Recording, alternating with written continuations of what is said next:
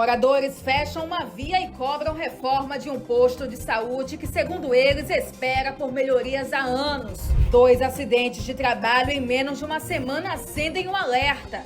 Um duplo homicídio na Maiobinha mobiliza as forças de segurança. A polícia investiga a motivação do crime e tenta identificar os autores. E uma perseguição pelas ruas do Bacanga termina com a prisão de 2 suspeitos após a ação da polícia. E ainda, você vai acompanhar uma entrevista exclusiva com o pré-candidato à presidência da República, Aertes Dias. Cada ambiente da sua casa revela um estilo de viver. Na Renovar, móveis selecionados unem conforto, elegância e praticidade. Visite a Renovar e descubra uma variedade de móveis para deixar a sua casa ainda mais bonita e funcional. Aberta de domingo a sexta e fecha aos sábados. Renovar, tudo para o seu lar. Boa noite. Hoje é quarta-feira, 29 de julho. Eu sou Stephanie Almeida e o Band Cidade está no ar.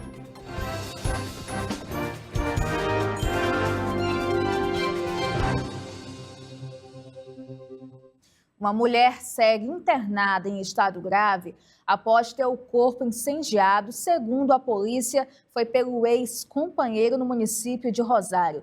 O homem foi preso preventivamente e deve responder por tentativa de feminicídio. A reportagem mostra como as investigações avançaram. O crime aconteceu na madrugada do último dia 27 de julho, no município de Rosário. Segundo a Polícia Civil, o investigado teria usado gasolina para atear fogo na ex-companheira. A vítima sofreu queimaduras graves em diversas partes do corpo e continua internada, recebendo atendimento médico especializado. A Polícia Civil, por meio da Regional de Rosário, tomou conhecimento que na madrugada do dia 27, após uma discussão, um homem ateou fogo contra sua ex-companheira no bairro Cidade Nova, tendo cerca de 30% do seu corpo totalmente queimado e sendo encaminhada às pressas para o Hospital de São Luís, permanecendo até agora hospitalizada em estado grave.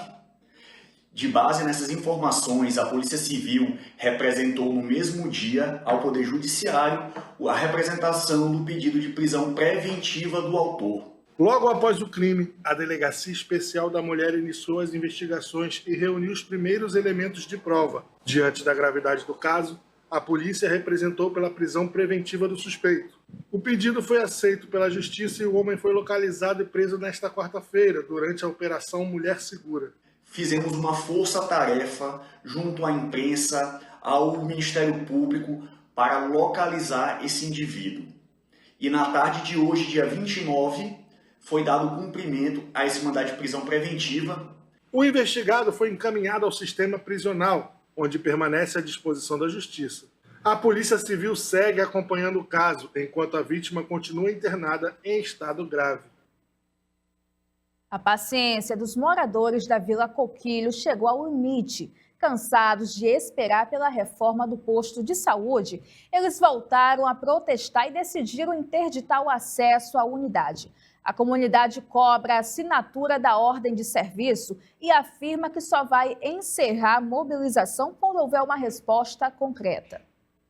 Logo nas primeiras horas da manhã, moradores se reuniram em frente ao Centro de Saúde da Vila Coquilho e interditaram o acesso à unidade. A principal reivindicação é a assinatura da ordem de serviço para a reforma do prédio, prometida há anos à comunidade. Os moradores afirmam que a situação do posto de saúde é crítica e dizem que o atendimento à população tem sido prejudicado pela falta de estrutura. A principal reivindicação da manifestação é que a ordem de serviço para a reforma do posto seja assinada o quanto antes. Durante a manifestação, cartazes exibiam fotos antigas do posto mostrando como a unidade estava tomada pelo mato antes da limpeza realizada recentemente. Para os moradores, a ação foi apenas uma medida paliativa e não resolve o problema da estrutura. É porque todo mundo aqui precisa de mais atendimento, uma coisa melhor, né? Aqui tem várias comunidades aqui perto, aqui, Cajupari, Andiroba, muitos lugares aqui, só gente esse postinho aqui. Não tem outro hospital para ir na hora da emergência, para Assim, a pessoa precisa para ir lá fora, tá passando mal, não tem ambulância para levar, para conduzir, sabe? Uma mulher gestante passa mal aqui, não tem como ir, não tem uma ambulância nem nada, e nós precisamos disso aqui. Nós precisamos de melhoras aqui nesse posto de saúde, viu? A comunidade também denuncia que o posto já não comporta a demanda da região. Segundo os moradores, profissionais precisam dividir salas para realizar os atendimentos, o que prejudica o funcionamento da unidade. Então, a gente está sendo prejudicado muito pelo tamanho do posto, a gente não tem espaço. As meninas trabalham aqui, a sala que elas comem, que faz a alimentação dela, é a sala que a dentista atende. A mesma coisa é o psicólogo, ele tem que esperar a clínica geral atender para poder fazer o atendimento. Então, assim, não temos o espaço. Então, já foi prometido há tempo dessa ampliação do posto aqui do Coquilho. Há 40 anos esse morador mora aqui e continua o mesmo tamanho. Então, assim, a gente está batendo na mesma tecla, pedindo aos órgãos competentes e ninguém atende. Durante o protesto, equipes da CEMOSP estiveram no local. De acordo com os moradores, os servidores informaram que a visita era apenas para tratar uma fossa ao lado do posto e não para iniciar a reforma da unidade. Diante da reação dos manifestantes, que afirmaram que só liberariam acesso com a assinatura da ordem de serviço, a equipe deixou o local. Ao lado do posto, uma estrutura abandonada que, segundo a comunidade, deveria ser incorporada à ampliação da unidade, segue sem utilização. Bom, dia 25 a gente fez uma mobilização cobrando da prefeitura uma resposta do subprefeito de uma promessa que ele fez de que estava faltando só ordem de serviço para que o posto fosse ampliado. E até agora essa resposta ainda não saiu. A única coisa que saiu foi uma limpeza, porque a gente mora aqui há muitos anos, a gente sabe. Quando tem uma cobrança, o poder público manda fazer uma maquiagem, assim como fizeram no posto, tiraram o forro, faz uma pintura nova e para eles está tudo bem. Só que a comunidade está cansada, entendeu? A gente quer que o subprefeito venha dar uma resposta. É isso que a gente quer, uma resposta do subprefeito. Os moradores afirmam que vão continuar cobrando uma resposta da prefeitura e dizem que novas manifestações não estão descartadas caso a ordem de serviço para a reforma não seja assinada. Em nota, a Secretaria Municipal de Saúde informou que o projeto de ampliação da Unidade Básica de Saúde do Coquilho segue em andamento. Segundo a pasta, estão sendo concluídos os documentos técnicos necessários para a abertura da licitação, que deve ser lançada em breve. Enquanto a obra não começa, a Secretaria afirma que tem adotado medidas para melhorar o atendimento, como a instalação de uma cobertura provisória, a climatização da unidade, serviços de pintura e manutenções periódicas.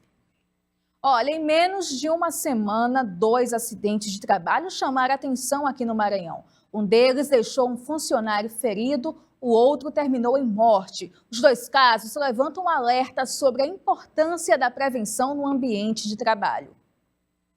Em diferentes locais, mas com um ponto em comum. Os acidentes aconteceram durante a jornada de trabalho. No Porto do Itaqui, um colaborador de uma empresa operadora portuária ficou gravemente ferido durante uma operação no berço 102. A vítima recebeu os primeiros socorros ainda no local e foi levada consciente para um hospital particular da capital. Poucos dias antes, outro caso terminou de forma ainda mais trágica. Um funcionário de um parque aquático morreu após sofrer uma descarga elétrica enquanto realizava uma atividade de rotina durante o expediente. Os 2 episódios reforçam a importância do cumprimento das normas de segurança e da prevenção de acidentes. Qualquer atividade econômica está sujeita a riscos de acidentes de trabalho, mas especialistas afirmam que muitos deles podem ser reduzidos se tanto a empresa quanto o trabalhador seguir exatamente à risca as normas de segurança. Colaborador bem informado, né? O colaborador que passa pelos treinamentos, o colaborador que é orientado corretamente, ele tem uma probabilidade maior de não se acidentar. Por quê? Porque ele tem que conhecer os riscos da atividade que ele está exposto. E isso é o papel do profissional de segurança, levar para o colaborador o conhecimento daquele risco daquela atividade. No Brasil, a segurança do trabalho é regulamentada pelas normas regulamentadoras, conhecidas como NRs, editadas pelo Ministério do Trabalho e Emprego. Então, as NRs, elas dão a condição para o colaborador executar a atividade. E os profissionais de segurança têm que conhecer, né, até porque fomos nós que estudamos a segurança do trabalho, a gente tem que conhecer essas NRs para passar o colaborador, deixar o colaborador à vontade para ele executar a atividade. Segundo o Ministério Público do Trabalho, foram instaurados 87 procedimentos em 2025 relacionados a acidentes de trabalho, doenças ocupacionais e notificações envolvendo a saúde do trabalhador no Maranhão. Entre janeiro e 29 de julho deste ano, já são 53 procedimentos instaurados sobre esses mesmos temas. O órgão ressalta que esses números representam apenas os casos que chegaram ao conhecimento do Ministério Público do Trabalho, por meio de denúncias, e não refletem a totalidade dos acidentes ocorridos no Estado. Especialistas reforçam que investir em prevenção custa menos do que lidar com as consequências de um acidente. Que o empregador, ele tem que dar para o empregado o EPI de qualidade, o EPI com CA, com certificado de aprovação, tá? Por outro lado, o empregador tem que cuidar, né? Conservar e dar aquele EPI. Então, hoje, a empresa te dá condições, né? E em todos os aspectos, o profissional de segurança acompanha a atividade, então você realiza uma atividade com mais segurança, obviamente. Mais do que cumprir a legislação, garantir um ambiente de trabalho seguro significa preservar vidas e evitar que novas tragédias voltem a acontecer. Uma tentativa de fuga em alta velocidade terminou com a apreensão de 2 suspeitos na região do Bacanga. A perseguição só chegou ao fim após a motocicleta em que eles estavam ser atingida por uma viatura da Guarda Municipal. Durante a tentativa de fuga, a motocicleta ocupada pelos suspeitos foi atingida por uma viatura da Guarda Municipal, encerrando a perseguição. A ocorrência teve início quando uma equipe da Guarda Municipal tentou abordar 2 homens que trafegavam em uma motocicleta. Ao perceberem a aproximação da viatura, os suspeitos desobedeceram a ordem de parada e iniciaram uma fuga em alta velocidade pelas ruas da região. A perseguição seguiu por alguns minutos e chamou a atenção de moradores e comerciantes da área. Na praça da Vila Bacanga, a viatura acabou colidindo com a motocicleta utilizada pelos suspeitos, fazendo com que ambos caíssem ao solo. Logo após a queda, os 2 homens foram imobilizados e apreendidos pelos agentes da Guarda Municipal. Equipes que participaram da ocorrência isolaram a área para garantir a segurança e realizar os primeiros procedimentos. Até o momento, não foram divulgadas informações sobre o estado de saúde dos envolvidos e nem se houve a necessidade de atendimento médico. Também não há confirmação oficial sobre a existência de armas, drogas ou outros materiais ilícitos com os suspeitos. As circunstâncias que levaram à tentativa de fuga, bem como a motivação da abordagem e os detalhes da colisão, serão apurados pelas autoridades competentes. A impressão é que os criminosos agem sem medo. Em poucos segundos, uma dupla armada rendeu 2 pessoas, levou os celulares das vítimas e fugiu. A ação foi registrada por câmeras de segurança e agora é analisada pela polícia. As imagens das câmeras de segurança mostram um momento em que os 2 suspeitos se aproximam das vítimas, que estavam em uma calçada, e anunciam o assalto. Sob ameaça de arma de fogo, os criminosos obrigam as vítimas a entregar os aparelhos celulares e deixam o local logo em seguida. A ocorrência foi atendida por equipes da Polícia Militar após acionamento do Centro Integrado de Operações de Segurança. No local, os policiais colheram informações com testemunhas que repassaram detalhes sobre a dinâmica do crime e as características dos assaltantes. Como parte das diligências, os militares analisaram imagens de câmeras de segurança instaladas em residências próximas ao ponto onde ocorreu o roubo. As gravações devem auxiliar na identificação dos suspeitos e no esclarecimento da ocorrência. Com base nas informações levantadas, a Polícia Militar intensificou o patrulhamento ostensivo na região da cidade operária, na tentativa de localizar a dupla e recuperar os aparelhos roubados. Até o momento, os suspeitos não foram presos. O caso segue sob investigação e a polícia pede que qualquer informação que possa contribuir com a identificação dos envolvidos seja repassada. Pequenos furtos continuam preocupando comerciantes que precisam redobrar a atenção para evitar prejuízos. Em um mercadinho, uma mulher suspeita de tentar levar produtos sem pagar, mas a ação foi interrompida antes que ela deixasse o local. Vamos acompanhar. A suspeita entrou no estabelecimento durante o funcionamento normal do comércio e passou a circular pelos corredores como se estivesse realizando compras. Em determinado momento, ela teria aproveitado a movimentação no interior do mercadinho para esconder alguns produtos entre as roupas e tentar sair sem passar pelo caixa. A ação, no entanto, foi percebida pela proprietária, que já acompanhava a movimentação da mulher. Ao notar a tentativa de deixar o local sem efetuar o pagamento, a comerciante abordou a suspeita e impediu a consumação do furto. Toda a situação chamou a atenção de clientes que estavam no estabelecimento e reforça a preocupação dos comerciantes da Liberdade com a frequência de furtos e pequenos delitos, que acabam gerando prejuízos financeiros e aumentando a sensação de insegurança. Casos como esse têm levado comerciantes a investir em câmeras de monitoramento e a redobrar a atenção durante os atendimentos ao público, especialmente em horários de maior movimento. Um homem de 63 anos foi morto a tiros dentro da própria casa em Coroatá. Nas últimas horas, passou a circular a informação que a vítima era suspeita de um crime de violência sexual contra uma criança. No entanto, essa suspeita ainda não foi confirmada oficialmente pelas autoridades, que também investigam se há relação entre esse fato e a motivação do homicídio. José Ferreira Lima, de 63 anos, foi executado com vários disparos de arma de fogo na rua Flávio do Monte, no bairro Mansaraduba, em Coroatá. A polícia militar foi acionada para atender a ocorrência. No entanto, antes da chegada das equipes no local, homens ainda não identificados teriam ido à residência da vítima e efetuado diversos disparos, fugindo logo em seguida. Informações que circulam na cidade apontam que a vítima era suspeita de ter cometido um crime de violência sexual contra uma criança de 9 anos que morava na residência vizinha. No entanto, essa informação ainda deverá ser apurada oficialmente pelas autoridades, e até o momento não há confirmação de que essa suspeita tenha relação direta com a motivação do homicídio. A área foi isolada para o trabalho da perícia e o corpo foi encaminhado ao Instituto Médico Legal, IML. A Polícia Civil instaurou um inquérito para identificar os autores do crime e esclarecer a motivação da execução. Até o momento, ninguém foi preso.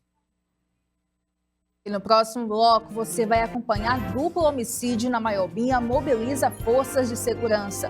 Não sai daí que o Band Cidade volta já.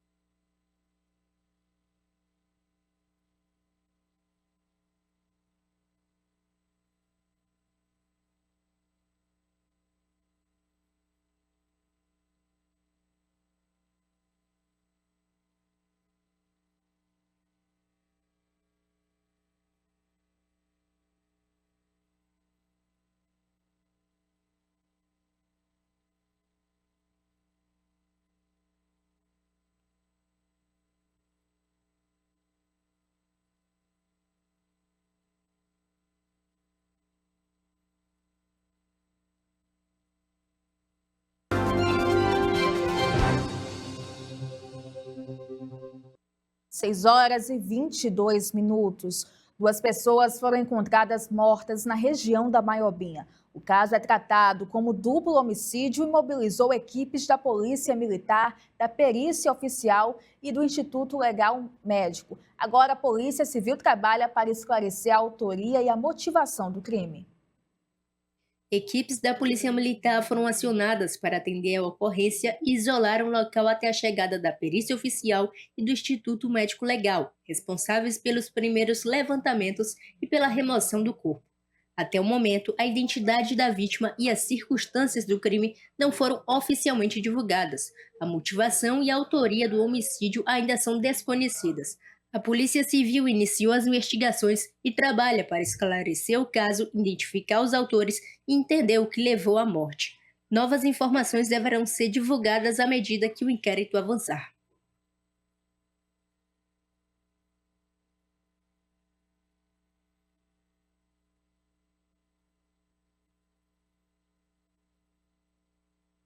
Quem passa pelo Jordoa convive com um cenário que, segundo moradores, já se arrasta há anos. O esgoto a céu aberto, o asfalto danificado e buracos têm dificultado a vida da comunidade, que volta a cobrar solução dos órgãos responsáveis. O principal problema enfrentado pelos moradores é o esgoto a céu aberto, que exala um forte mau cheiro e tem mais de 30 anos, segundo a comunidade. Para reduzir o odor e evitar acidentes, os próprios moradores improvisaram soluções no local. E é justamente esse esgoto a céu aberto que tem causado preocupação nos moradores da rua Benjamin Constante. Segundo os populares, eles tiveram que tapar os 2 buracos presentes aqui no local. Um para tapar o mau cheiro do esgoto e a possível proliferação de doenças, e o outro para evitar acidentes aqui mesmo na rua Benjamin Constante. Além do esgoto, a comunidade reclama do asfalto danificado e do acúmulo de lixo na galeria, que frequentemente entope e agrava a situação, principalmente durante o período chuvoso. Olha, esse problema aqui com essa galeria, ela já tem mais de 30 anos, né?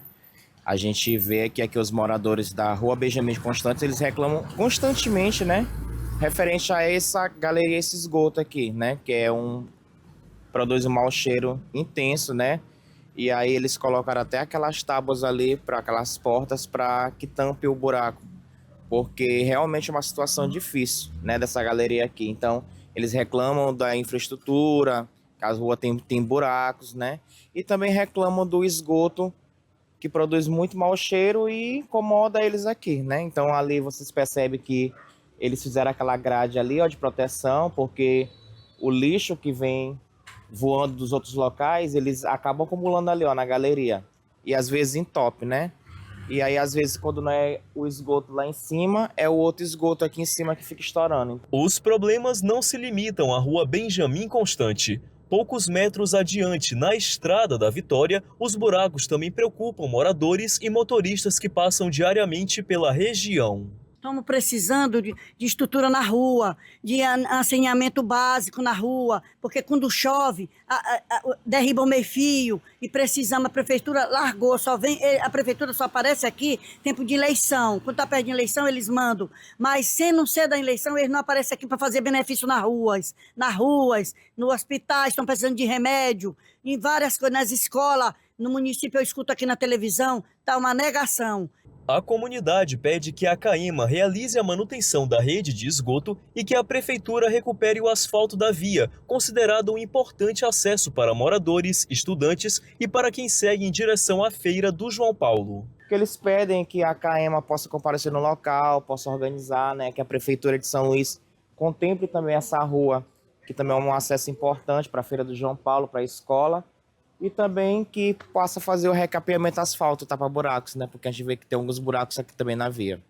Enquanto aguardam uma solução definitiva, os moradores continuam convivendo com o mau cheiro, os buracos e o receio de que a situação piore ainda mais durante o inverno. A nossa equipe solicitou um posicionamento da Prefeitura e também da CAEMA, mas até o momento não obtivemos retorno.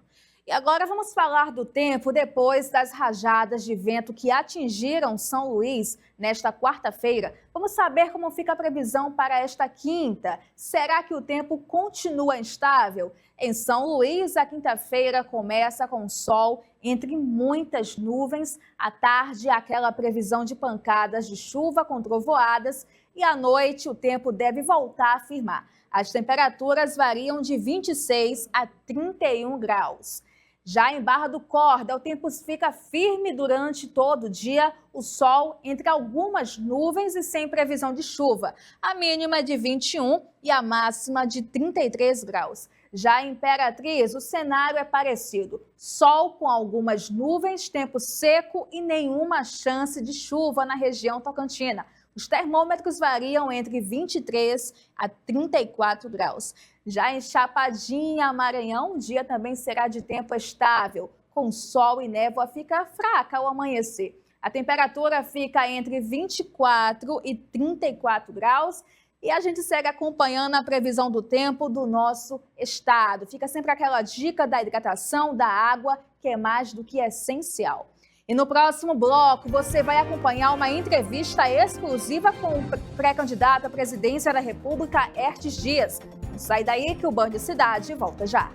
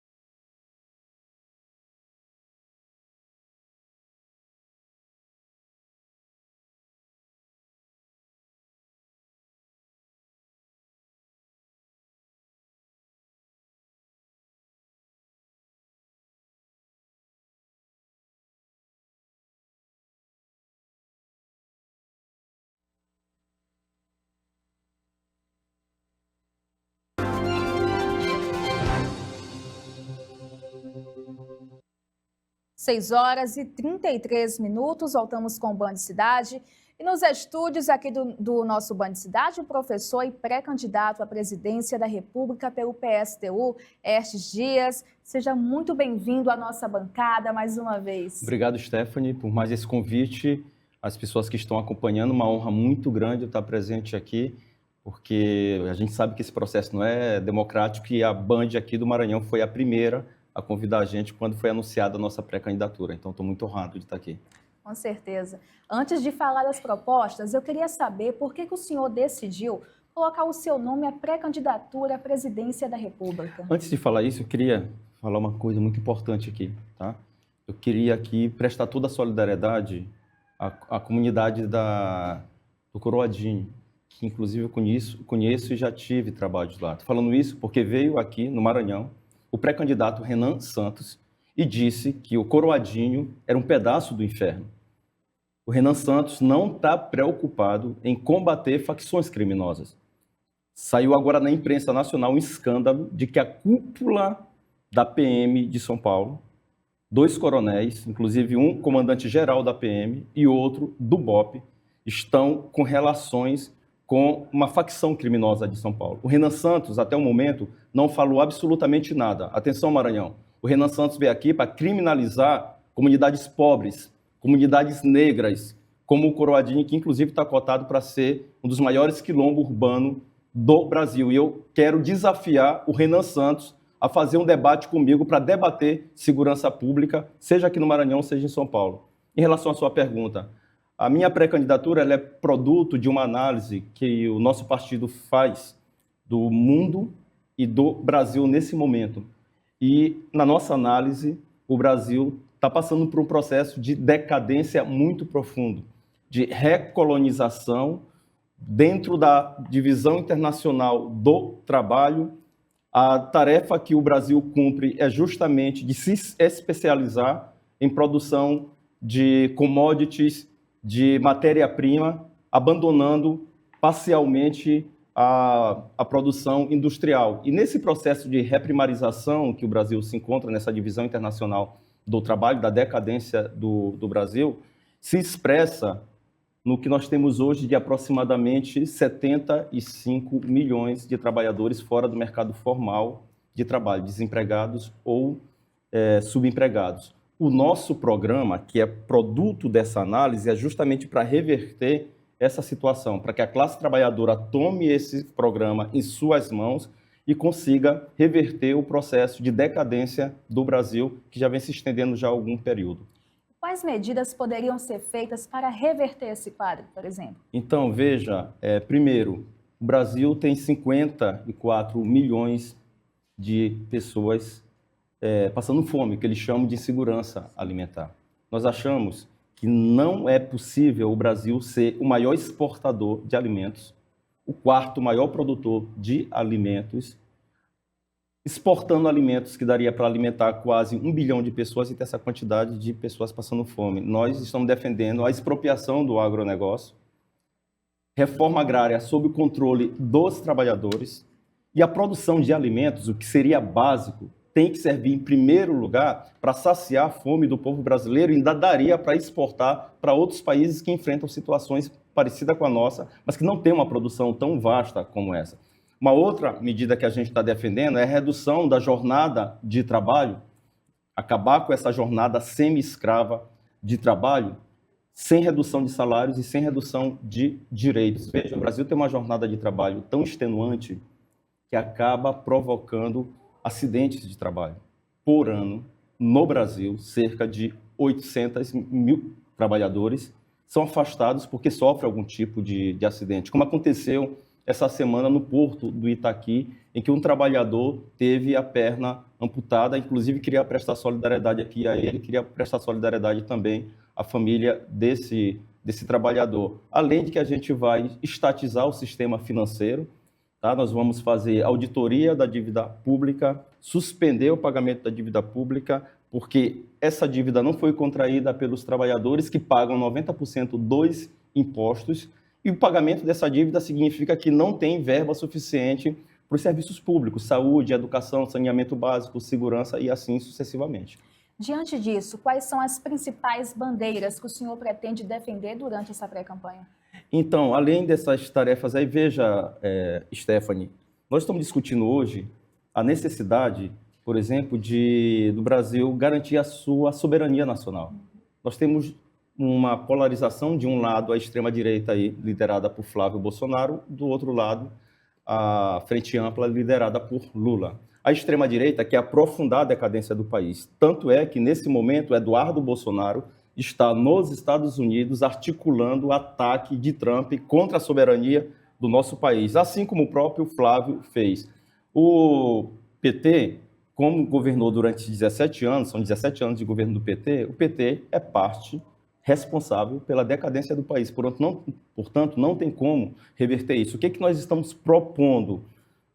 A reestatização de empresas que são estratégicas para o desenvolvimento socioeconômico do país, principalmente da área de minério, da área de energia e da área de petróleo. São empresas que foram entregues a preço de banana para o capital nacional e para o capital internacional. E essas empresas foram construídas com dinheiro da classe trabalhadora e, portanto, ela tem que voltar para os braços da classe trabalhadora e para ajudar no desenvolvimento socioeconômico do país.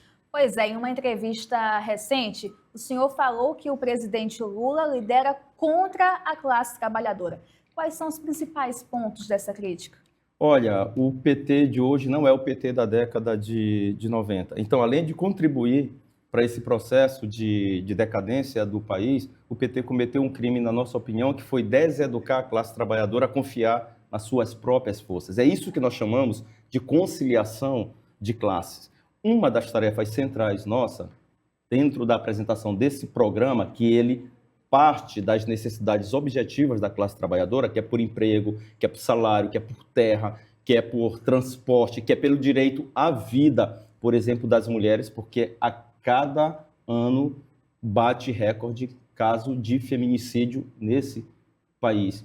Então, além de fazer tudo isso, o PT ele deseducou a classe trabalhadora. Nós estamos querendo pegar essas pautas que a gente está apresentando aqui para unificar a classe trabalhadora, para que a classe trabalhadora volte a confiar nas suas próprias forças. Nós queremos que ela pegue esse programa e diga, esse programa aqui é meu, e é com ele que eu vou transformar esse país em direção ao socialismo. O que é o socialismo?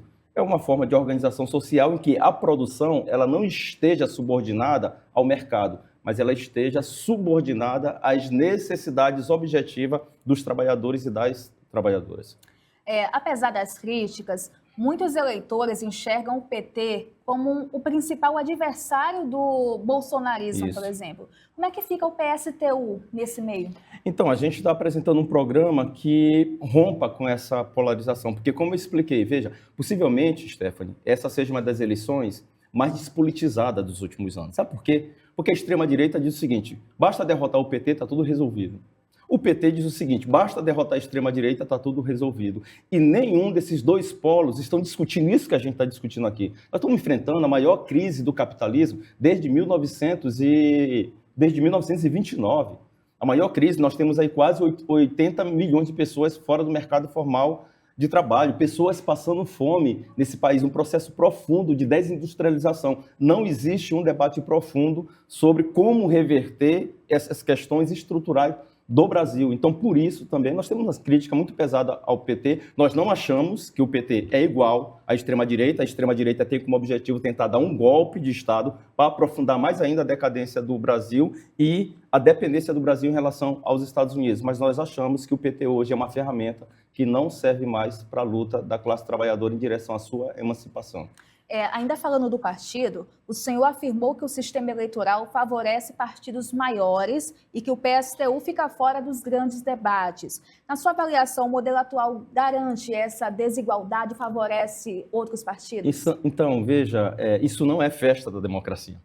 Isso expressa a ditadura do capital. Vou dar um exemplo aqui. A Vera Lúcia, que foi candidata a presidente pelo PSTU na eleição passada, a Vera, nas pesquisas em São Paulo, atenção, a Vera está em terceiro lugar. Em terceiro lugar. Numa pesquisa, ela ficou com 5%. E mesmo estando em terceiro lugar, é mais fácil o quarto ou o quinto participar do debate do que a Vera participar do debate. Por isso mesmo, Stephanie, nós estamos com uma campanha em todo o país, e essa campanha está pegando, queremos a esquerda nos debates. Então, não convidar uma candidata que está entre as 3 melhores posicionadas nas pesquisas é porque quer excluir a gente. Por que quer excluir a gente? Porque isso tem a ver com o programa que a gente está defendendo, que é um programa direcionado especificamente à classe trabalhadora. Agora vamos falar de segurança pública, Isso. porque é uma das principais preocupações do brasileiro e também dos maranhenses.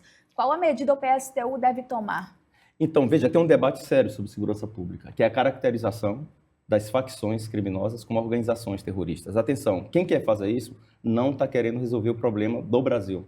Essa caracterização é justamente para abrir brechas para que os Estados Unidos possam fazer intervenção aqui no Brasil. Quer resolver os problemas das facções criminosas, tem que ir na sua raiz financeira. Pega uma facção criminosa e pega o grupo Master.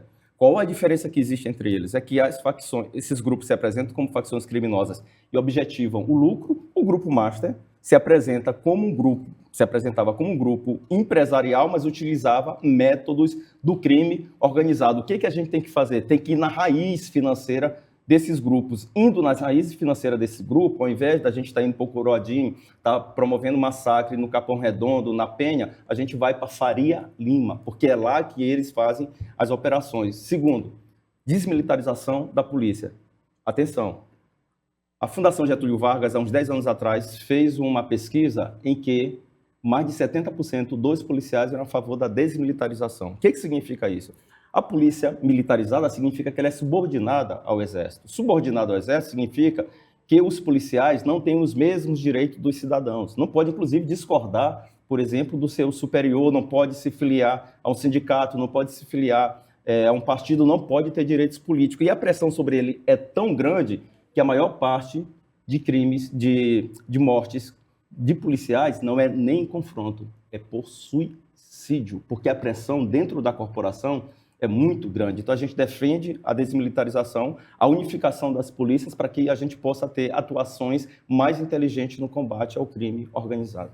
E agora, falando da convenção do PSTU aqui no nosso estado, que acontece logo mais às 19 horas, eu queria que o senhor falasse desse olhar um pouquinho Muito aqui bom. Para o nosso estado, sobre o Saulo Arcângelo também. Isso, queria fazer um convite para vocês aí. Tá? O Estes aqui é o primeiro pré-candidato à presidência da República aqui maranhense pelo Brasil. Então, a gente vai estar agora, 7 horas da noite, daqui a pouco, no Sindicato dos Bancários, na sede no Sindicato dos Bancários, que fica na Rua do Sol, sem número, no centro, para homologar as candidaturas do nosso companheiro Saulo Arcângelo ao governo do Estado, o nosso camarada Wilson Leite para o Senado, o Coletivo das Pretas, que é um coletivo aí que a gente está lançando também para deputadas estaduais, e também do companheiro, tem 2 companheiros da juventude aí, Iago, também que está saindo como candidato. Tá? Então, vamos se encontrar lá, vai ser uma grande festa para a gente fazer uma reflexão sobre o Maranhão e também sobre o Brasil. Inclusive, a nossa equipe já se encontra lá fazendo toda essa cobertura especial para deixar você sempre muito bem informado no mundo da política. Pré-candidato, para finalizar, por que o eleitor deveria votar no senhor? Então, porque a nossa pré-candidatura, nesse momento, ela representa os interesses da classe trabalhadora. A gente precisa mudar esse país. E para mudar esse país, nós não estamos dizendo que nós vamos fazer milagres. Nós estamos prometendo luta. E essas lutas, elas têm que estar combinadas com você. Você tem que se incorporar à nossa campanha, tem que abraçar o nosso programa, acompanhar a gente nas redes sociais para que, de fato, a gente possa mudar esse mundo e construir uma sociedade de homens e mulheres livres. Muito obrigado. A gente que agradece mais uma vez por aceitar o nosso convite. O senhor esteve aqui conosco meses atrás. Isso. E agora mais uma vez. Obrigada. Obrigado demais. Nós vamos agora para um rápido intervalo. Não sai daí que o Band Cidade volta já.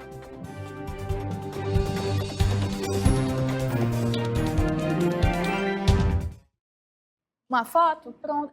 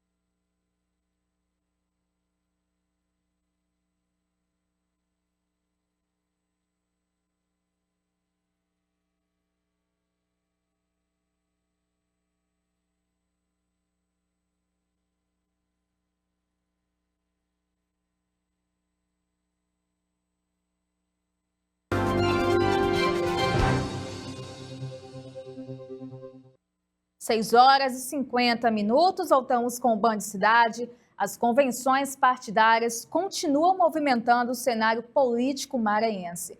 Nesta noite é a vez do PSTU homologar nomes que vão disputar as eleições. Quem traz mais informações ao vivo é o nosso repórter Derek Diego. Uma boa noite para você, Derek. Conta pra gente como é que tá a movimentação por aí. Daqui a pouco o Derek volta ao vivo com a gente. Vamos agora para a próxima informação. Vamos ao vivo com o Napoleão de Castro. O Napoleão já está posto também lá na nossa capital federal. Uma boa noite para você, Napoleão. Oi, Stephanie. Muito boa noite a você. Boa noite ao nosso telespectador. Prazer voltar de Brasília nesta quarta-feira, 29 de julho. Congresso assim, Stephanie, parado, recesso parlamentar, mas tem muitos temas a serem apreciados pelos parlamentares na volta dos trabalhos em agosto, tanto na Câmara como no Senado, e votações importantes em sessões do Congresso Nacional. O Congresso Nacional retoma os trabalhos em agosto com 32 medidas provisórias para analisar. Entre elas, estão propostas sobre renegociação de dívidas, ressarcimento de descontos indevidos em beneficiários do INSS, combustíveis, transportes e apoio a empresas afetadas pelo aumento das tarifas impostas pelos Estados Unidos. Também há uma série de medidas editadas para subsidiar combustíveis, reduzindo os impactos da alta internacional de petróleo e outras de apoio a empresas afetadas pelo tarifaço dos Estados Unidos. Várias medidas provisórias trazem incentivos e linhas de crédito para o transporte de passageiros, com programas focados para a renovação sustentável de frotas para motoristas profissionais, taxistas, além de apoio a setores aéreo. As medidas produzem efeitos imediatos, mas dependem de aprovação do Congresso Nacional, que tem reinício dos trabalhos marcado para segunda-feira, dia 10 de agosto. Deixando daqui, Stephanie, o nosso abraço e o desejo exatamente de uma noite especial para todos que nos acompanham de Brasília, do Congresso Nacional, para a Band Maranhão, Napoleão de Castro. Obrigada, Napoleão, por essas informações. Fica mais uma vez o convite para visitar o nosso estado. Quem já está ao vivo comigo é o Derek, na convenção partidária do PSTU, com informações. Vamos agora saber como é que está a movimentação. Boa noite, Derek. Muito boa noite para você. Daqui a pouquinho terá início a convenção estadual do PSTU aqui no auditório do Sindicato dos Bancários, no centro de São Luís. Esse evento vai homologar oficialmente a chapa majoritária que disputará as eleições deste ano. O partido vai apresentar Saulo Arcangeli como candidato ao governo do Maranhão, Preta Lu para vice-governadora e Wilson Leite ao Senado. Este já foi até anunciado. Lideranças, militantes e simpatizantes da legenda também chegando aqui presente na expectativa dos discursos que devem apresentar as principais propostas da campanha. Entre os temas que devem ser abordados estão investimentos em saúde e educação pública, a valorização dos trabalhadores, geração de emprego, segurança pública, além também do posicionamento do partido em relação ao governo federal e ao atual governo do Maranhão. Após a homologação das candidaturas, os candidatos devem conceder entrevista à imprensa. Nós vamos acompanhar, mas antes mesmo aqui do evento conversar, agora há pouco eu conversei com o Saulo Arcangeli, então vamos conferir um pedacinho dessa entrevista. Nós sempre tivemos uma linha de defesa dos trabalhadores e trabalhadoras, né? Essa candidatura ao governo, principalmente pela situação que vive o estado do Maranhão, sendo uma candidatura que a gente vai continuar propondo a necessidade da organização dos trabalhadores e trabalhadoras. Por isso que a gente diz que a gente vai governar diferente de outras candidaturas, de governar através dos conselhos populares que sejam deliberativos, que discutam realmente o orçamento do estado do Maranhão, e isso é o nosso diferencial de ser uma candidatura socialista, porque a gente precisa socializar a riqueza do Maranhão, uma candidatura da esquerda na defesa da classe trabalhadora. É isso, Stephanie. Nós vamos continuar aqui acompanhando e a matéria completa dos telejornais da TV Band Maranhão. Volto com você aí no estúdio. Obrigada, Derek, por essas informações. A gente segue acompanhando a política do nosso estado, sempre com aquela imparcialidade, os principais destaques da corrida eleitoral aqui no Maranhão. E agora um alerta para a saúde. Vamos falar sobre obesidade. Vamos acompanhar. As primas Emily e Débora foram criadas juntas desde bebês. Receberam a mesma educação alimentar, mas... Uma desenvolveu obesidade e a outra não. E por que isso? A gente acredita muito na questão genética, né? A minha irmã, ela tinha obesidade e eu já nunca tive obesidade. A obesidade infantil é um tema que preocupa muitos especialistas. Há 50 anos, ela atingia 4% das crianças. Hoje, esse número chega a 20%. Só no Brasil, mais de 17 milhões de jovens entre 5 e 19 anos estão acima do peso. Entre os ingredientes que contribuem para esse aumento estão o maior consumo de alimentos ultraprocessados e bebidas açucaradas, a ausência de atividade física, causada muitas vezes pelo excesso de tempo na frente das telas, a amamentação insuficiente e a falta de ambientes para a prática de exercícios nas cidades. O excesso de peso pode levar ao aparecimento precoce de diabetes, hipertensão, doenças articulares, do coração e impacto na saúde mental. A gente às vezes não tem uma orientação adequada e principalmente hoje o acesso à alimentação saudável ele é muito mais caro do que o acesso aos alimentos que são mais engordativos como os ultraprocessados. Mesmo com a condição genética, a Elizabeth se esforça para cada vez mais deixar a alimentação da Emily e da Débora dentro do ideal. Ela faz arroz, faz feijão, frango dela é muito bom. Eu gosto da cenoura, mas das frutas é a minha parte favorita. A alimentação saudável é importante. E no próximo bloco você vai acompanhar Rua Grande, que virou cozinha por algumas horas. Não sai daí que o Band Cidade volta já.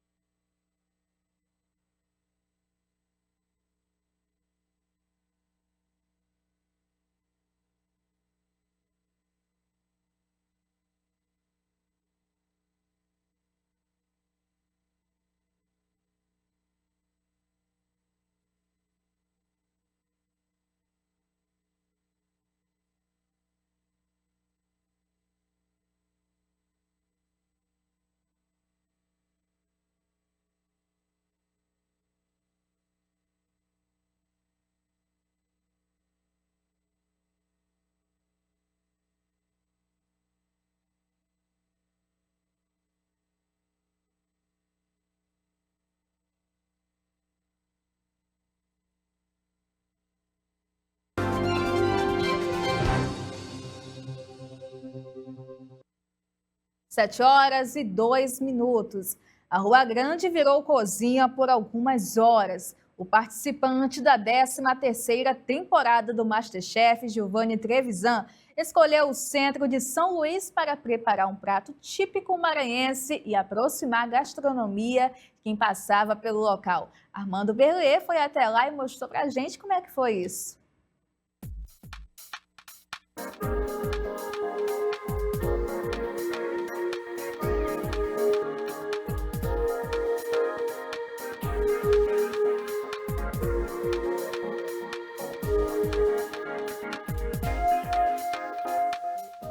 Olha, a gente está aqui diretamente na Rua Grande, no centro de São Luís, para conversar com uma pessoa que é daqui, foi para a 13ª temporada do MasterChef Brasil e está aqui novamente. É isso mesmo, eu estou falando de Giovanni Trevisan. Giovanni Trevisan participou do MasterChef Brasil e hoje vai conversar aqui com a gente. Giovanni, muito obrigado por receber a gente. É um prazer falar com você. E conta um pouco, Giovanni, o que você está fazendo hoje aqui na Rua Grande, no centro de São Luís? Então, eu quis fazer uma coisa que nenhum MasterChef nunca fez, que é vir pro centro da cidade e fazer comida boa e distribuir pra galera e ver se a galera vai me botar no mezanino ou se vai me levar pra eliminação, né? Fazer uma brincadeira de MasterChef aqui. Olha só, gente, então a gente vai ter aqui um reality show em tempo real, aqui mesmo na Rua Grande, no centro de São Luís. E Giovanni, agora sim, me sobra aqui uma coisa. O que você vai preparar hoje aqui pro público que tá andando aqui pela Rua Grande comer?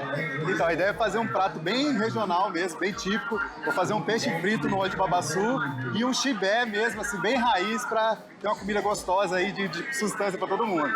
Opa, então temos aí uma comida que é valorização da cultura local, né, da cultura maranhense. Então, gente, não tem pessoa melhor que o Giovanni Trevisan, que é daqui, para fazer uma comida dessa. E Giovanni, a gente sabe que você foi eliminado do MasterChef Brasil, mas digamos que possa ser que tenha uma repescagem.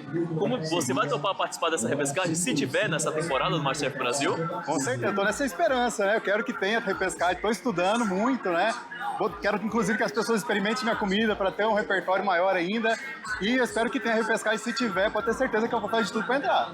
Opa, olha aí, ó, Giovanni Trevisan mostrando que, que a chama do fogão dele, do MasterChef Brasil, ainda não apagou. E ele vai lutar até para conseguir retornar ao programa se tiver uma repescagem.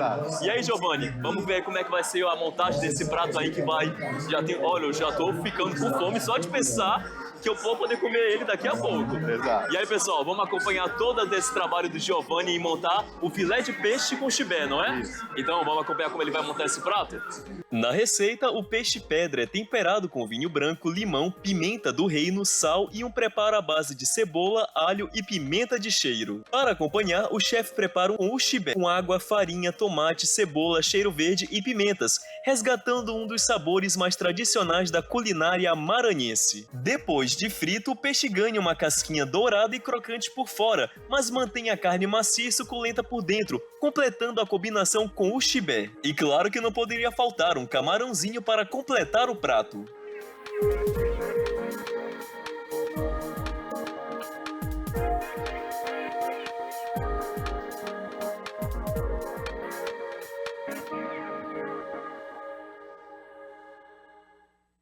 Eita, deu até água na boca.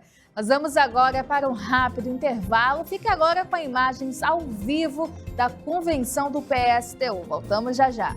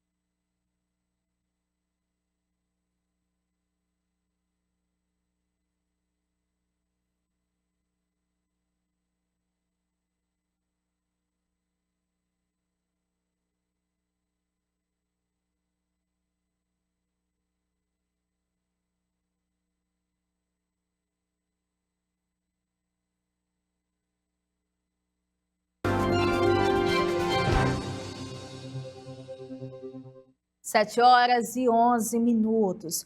Suspeitas de manipulação no Brasileirão. O excesso de apostas num cartão amarelo para um jogador do Fluminense gerou um alerta que está sendo investigado pela CBF. O meia argentino nega a irregularidade.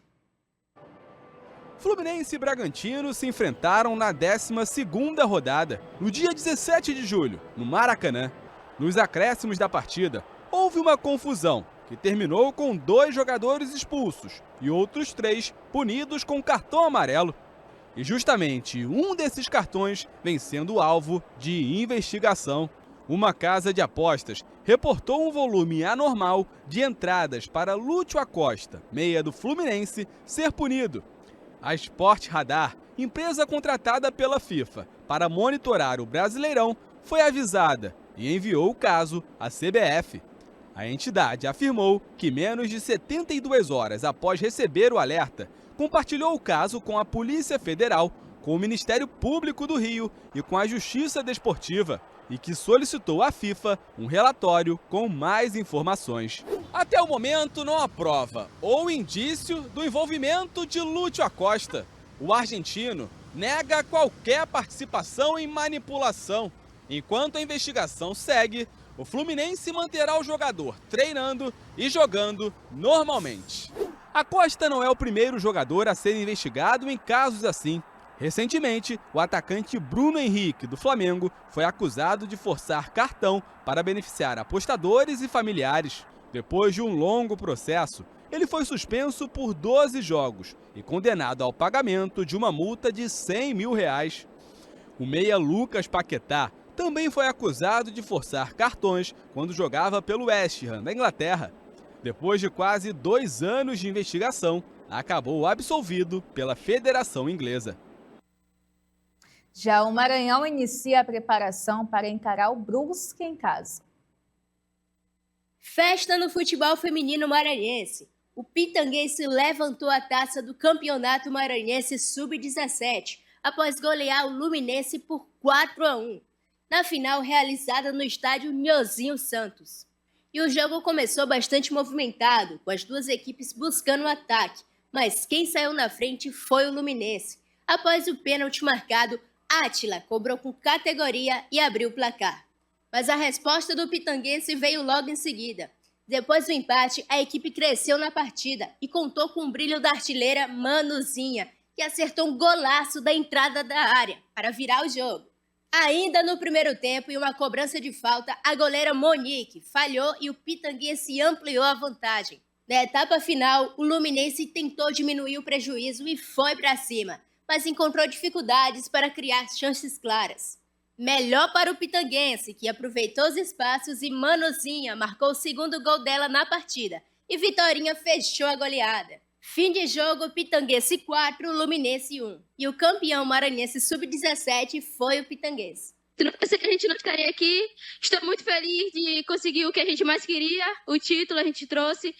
E é isso, a gente veio trabalhando para isso, sabemos que não ia ser fácil, mas a gente conseguiu o que a gente queria. E só tenho a agradecer mesmo a Deus, agradecer também à presidente pela oportunidade, o ótimo trabalho que ela fez. E é isso, que possa vir muitos e muitos por aí pela frente. E a gente quis também valorizar o futebol feminino no Maranhão, a gente vive trabalhando isso, todas as categorias nós estamos participando, todos os campeonatos que nós somos convidados a gente participa. E o ano passado nós participamos do adulto, ficamos aí em terceiro lugar, e agora a gente veio para buscar os títulos. Nós estamos com o time preparado para disputar o sub-17, sub-20 e o adulto. Então a gente quer dar deixar um registro aí da valorização da federação que inovou, né, fazendo esse campeonato sub-17. E aqui a gente está representando toda a região do interior, não só da Baixada, só do interior. O único time do interior que tinha é Palmeirândia, com a parceria com o Pitanguinho. E agora vamos acompanhar a preparação do MAC. O Maranhão já virou a chave depois do empate sem gols com a Ferroviária. O elenco quadricolor já se reapresentou no CT Parque Valério Monteiro e iniciou a preparação para o confronto diante do Brusque, líder da Série C, Com o próximo jogo marcado apenas para o dia 9 de agosto, o técnico Gerson Testoni ganha quase 2 semanas para ajustar o elenco. Neste período, o treinador também vai precisar definir quem vai substituir Vagalume, suspenso pelo 3º cartão amarelo. Sem um meia com as mesmas características de Vagalume, a tendência é que Gerson Testoni faça mudanças na formação do elenco. Pimentinha aparece como uma das opções para voltar ao time titular. Outra possibilidade é reforçar o ataque com Luiz Gustavo ou Richarlison. E se optar por mais um atacante, o treinador deve abrir mão do esquema tático com 3 zagueiros utilizado no empate contra a Ferroviária, deixando o Maranhão mais ofensivo.